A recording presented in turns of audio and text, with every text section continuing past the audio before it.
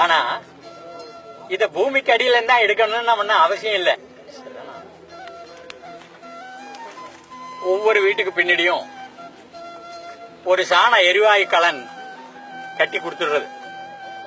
மாடு போடுற சாணியெல்லாம் தண்ணியில கரைச்சி உள்ள ஊத்திடுறது. அது மத்தியில இருக்கிற சின்ன குழா வழியா அடுப்படிக்கு கொண்டு வந்தோம்னா அதிலே நம்ம அடுப்படிக்கலாம், லைட் போடலாம், காத்தாடி சுத்தலாம், மோட்டார் ஓட்டலாம்.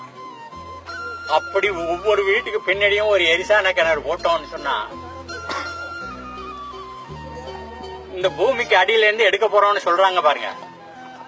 எப்படி நல்லா யோசிச்சு பாருங்களேன்.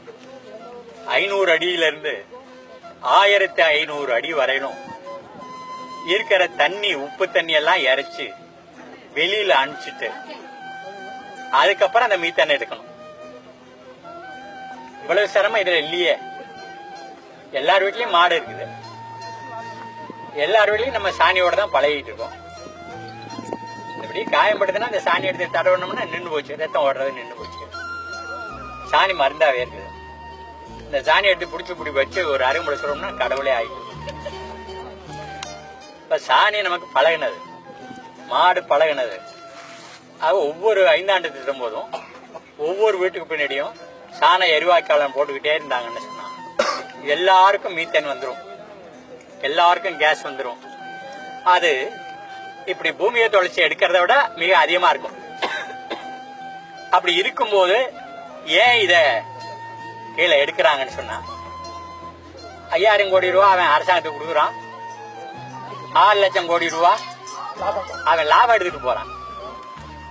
அவனுக்கு லாபம் சம்பாதிச்சு கொடுக்கறதுக்காக தான் நமக்கு மந்திரி சபை இருக்குதா? அவரு தான் நம்ம மந்திரியா? அதுக்காக தான் பாராளுமன்றத்துக்கு நம்ம ஆளுகள் எல்லாம் அனுப்பிச்சு வச்சோமா? நம்ம யோசிக்க வேண்டிய கஷ்டம் இருக்கு. இன்னொரு விஷயம் இருக்குது. கிட்டத்துல இந்த உச்ச நீதிமன்றம் அப்படி விழிச்சுக்கிடுச்சு. அது எந்த மந்திரி எந்த அரசுன்னு பாக்குறது இல்ல. கோடு கிழிச்சிருவான், பழிச்சுன்னு கோட கிழிச்சிருவான். இதுவரையிலும் பூமிக்கு அடியில் இருக்கிறதெல்லாம் அரசாங்கத்துக்கு சொந்தம்னு சொல்லிட்டு இருந்தாங்க. அப்படியெல்லாம் இல்லைன்னு சொல்லிட்டான் உச்ச நீதிமன்றத்துல. பூமிக்கு அடியில் இருக்கிறதெல்லாம் அரசாங்கத்துக்கு சொந்தம்னு அரசியல் சாசனத்துல எந்த இடத்துலயும் இல்ல. இப்ப இவன் 30 அடி விட்டத்துல 2000 அடிக்கு கீழே தள்ளி அங்கிருந்து பக்கவாட்டுல 10-15 குழாய்களை நீட்டி விடுவான்.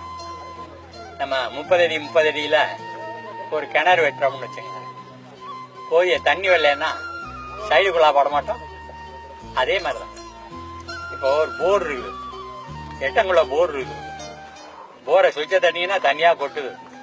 அந்த போர்ல இருந்தா தண்ணி வந்துருச்சுன்னு நினைக்கிறீங்க? இல்ல, சுத்தி இருக்கிற தண்ணி எல்லாம் உள்ள வாங்குது. அப்ப இவன் 2.25 ஏக்கரை மட்டும் வாங்கிக்கிட்டு 2 கிலோமீட்டர் 3 கிலோமீட்டருக்கு குழாய்களை விரிச்சு விட்டு எல்லாத்தையும் உறிஞ்சிடான்னு வச்சுங்களேன். அது மகா திருட்டு. அடுத்தவன் நிலத்தை கீழக்கிற சொத்தெல்லாம் திருடிக்கிறது வேலை. அதனால இது எந்த நீதிமன்றத்திலையும் இது நிக்காது. எந்த ஜட்ஜுகிட்டையும் யாரும் போய் சேரலாம். ஆனா அதுக்கு முன்னாடி நம்மளுடைய ஆபீசர்கள் எல்லாம் பண்ணணும். நம்ம என்ன செய்யணும், ஒரு வழக்கறிஞர் குழு ஒண்ணு ஏற்படுத்திட்டு தொடர்ந்து இதுகள்ல என்ன லீகல் ஆஸ்பெக்ட் இருக்கு, எது எக்ஸ்ட்ரா லீகல் ஆஸ்பெக்ட்ல என்ன செய்யலாம், கொஞ்சம் நம்ம தோண்டி எடுத்துக்கிட்டே இருக்கோம். அவன் எங்க வந்தாலும் எதுக்கு வந்தாலும் பண்ணிக்கலாம். இப்ப சொன்னாங்க சுத்தி கம்பா ஊனி அதுல இந்த கொடி கட்டி இருக்கான்னு சொன்னாங்க. எல்லாரும் போய் ஆளுக்கு ஒரு குச்சியையும் கொடியும் பிடிக்கிட்டு வந்து ஒரே இடத்துல போட்டு தீய ஊச்சி கொளுத்துனீங்கன்னா இந்த தொலைக்காட்சி நண்பர்கள் அதை படமா எடுத்துக்கிட்டு அப்படி தமிழ்நாடு முழுவதுக்கு காட்டுவாங்க. முன்னாடியே கெயில் நிறுவனம் எங்க எல்லாம் ஓட்ட போடுறானோ ஓட்ட போட்டு அதுல என்ன இருக்குன்னு சோதிக்கிறதுக்காக உள்ளுக்குள்ள வெடிகுண்டை வச்சு வெடிக்கிறாங்க. அது பூமியில பிளவுகள் உண்டு பண்ணிட்டு மேல இருக்கிற தண்ணி எல்லாம் கீழே போயிடுது, நிலத்தடி தண்ணி இல்லாம போகுது. ஒரு பொடி குழாய உயரமா வச்சு விட்டு அதுல காத்து அதுல வெளியில விடுறாங்க. அது தீப்பிடிச்சு எரிஞ்சுக்கிட்டே இருக்குது.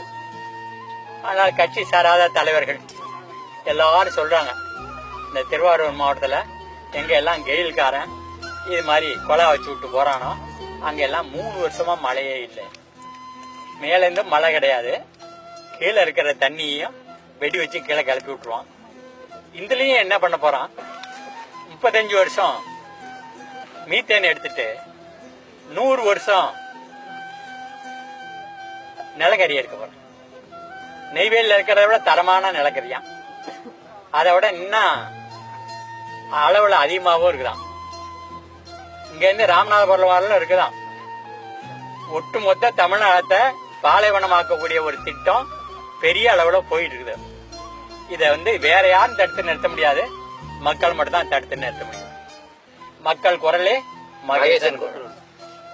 நன்றி, வணக்கம்.